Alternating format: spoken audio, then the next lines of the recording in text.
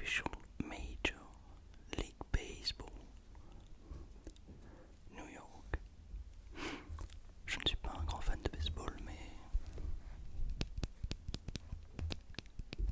j'avais besoin d'un souvenir de New York, pas trop encombrant pour rentrer dans ma valise.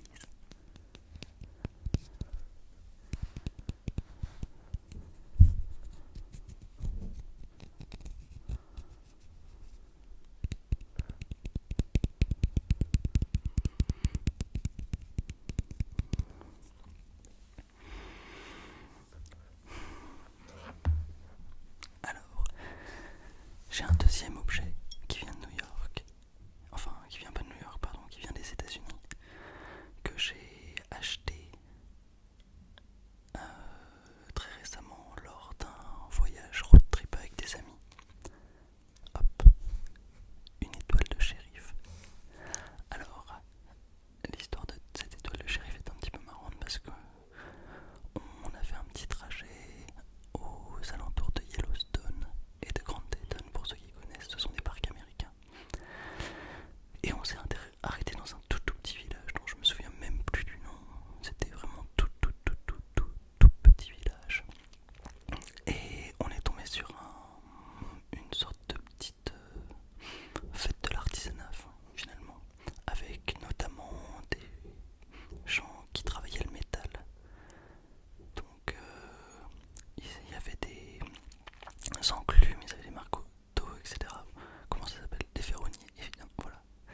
Et qui travaillaient le métal et ils faisaient ces petites étoiles de shérif à l'ancienne finalement. Alors je ne sais pas si c'était exactement comme ça qu'ils les faisaient à l'ancienne, mais en tout cas celle-ci c'est elle qui nous l'a vendue.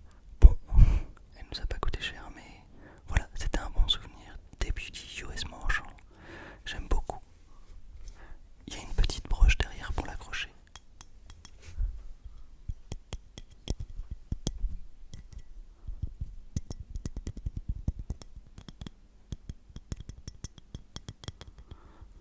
On entend la broche remuer quand je tapote dessus.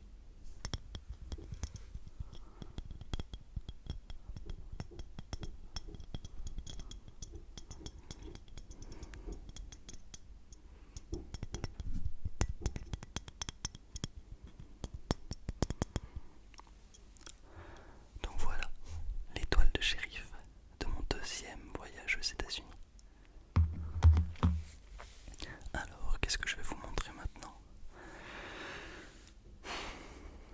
Ah, la tasse chinoise. J'espère qu'elle va pas faire trop de bruit. Je vais essayer de pas trop l'approcher. Je ne sais pas si certains d'entre vous lisent le chinois. Moi pas. La seule chose que je sais lire en chinois c'est Ni hao, wo ren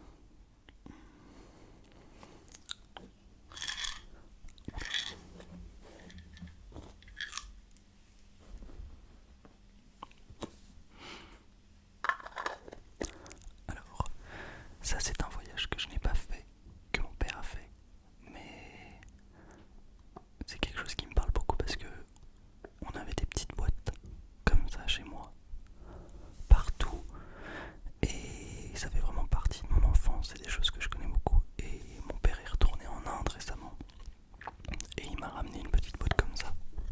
Donc ce sont des petites boîtes indiennes.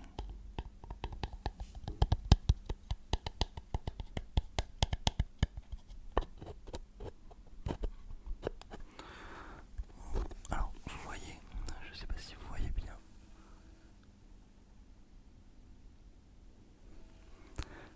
Il y a une petite encoche. Et donc on ouvre la boîte comme ça. Tac. Voilà. Alors là il n'y a rien dedans. Mais d'habitude j'y garde des boutons de manchette, même si je n'ai même pas de chemise avec les boutons de manchette, c'est absurde. Mais voilà, j'aime bien. C'est vraiment un beau souvenir. Mon père est allé faire ce voyage en Inde, dans ce qu'on appelle des ashrams, je crois. Ce sont des lieux de spiritualité où on fait beaucoup de méditation, on vit avec les moines qui sont là, etc. Et voilà, ça vient, alors probablement pas de l'ashram, mais d'un marché voisin, quelque chose comme ça. Ça a un bruit un peu sourd.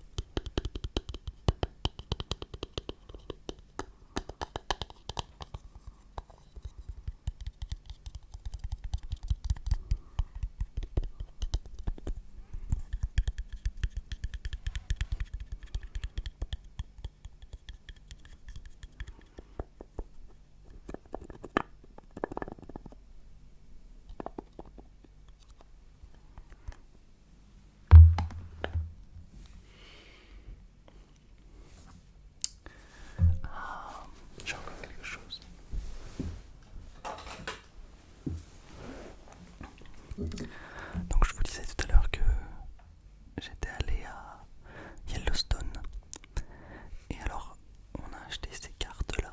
Donc quand vous allez dans un grand parc américain, vous allez voir, alors c'est écrit à l'envers mais c'est Yellowstone. Il y a toujours ce qu'on appelle des visitor centers. C'est des endroits dans les grands parcs où il y a des énormes parkings, des endroits avec des rangers à qui vous pouvez poser des questions et surtout évidemment des boutiques pour des boutiques de souvenirs. Et donc ça c'est une carte postale en bois.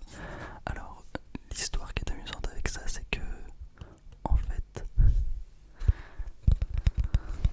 je ne suis pas le seul à avoir acheté ces cartes.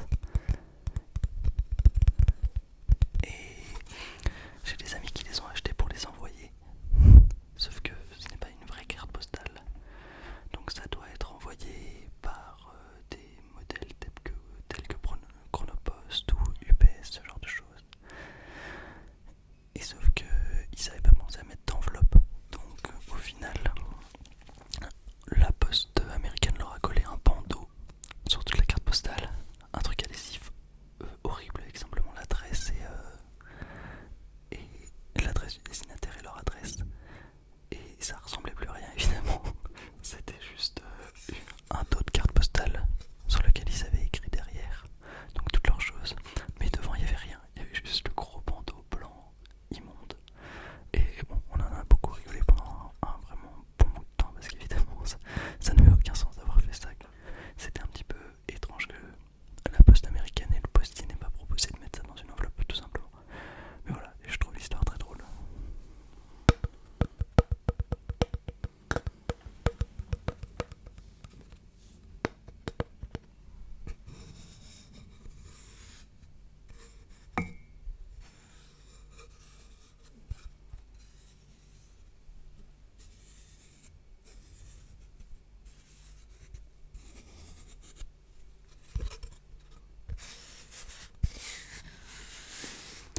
Je sais pas vous, mais moi j'aime bien la sensation du bois. Quand par exemple je vais chez quelqu'un qui a une grosse table en chêne ou en bois massif, je passe souvent la main dessus. Alors la plupart du temps elles sont vernies, mais j'aime bien le bois brut. Toucher les arbres, même les arbres ou des gros rose blanche, des choses comme ça, je trouve ça très agréable. Ça, bon alors il faut pas prendre des clis parce que ça c'est pas très agréable pour le coup. Mais c'est vraiment